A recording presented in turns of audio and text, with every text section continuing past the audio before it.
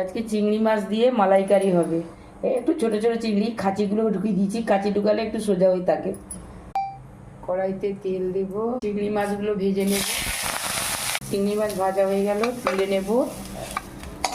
কড়াইতে সরষের তেল দিয়ে দিলাম, রসুন বাটা দিয়ে দেবো, দিয়ে টমেটো দিয়ে দেবো। টমেটোগুলো একটু গলে যাবে, লবণ দিলে টমেটোটা একটু গলে যাবে। টমেটোটা নরম হয়ে গেছে, একটু আদা বাটা দিয়ে দিলাম, একটু পেঁয়াজ বাটা, লঙ্কা গুঁড়ো দিলাম, হলুদ গুঁড়ো, পোস্ত বাটাও দিতে হবে, আর একটু ওই নারিকেলের দুধ অল্প অল্প দিয়ে ওটাকে কষাতে হবে। একটু মিষ্টি দিলাম, নারকেলের দুধ আছে তো, বেশি মিষ্টি ভালো নাই, অল্প অল্প দিয়ে কষাতে হবে।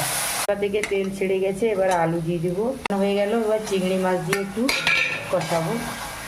হয়ে গেল, এবার জল দিয়ে দিলাম। চিংড়ি মাছের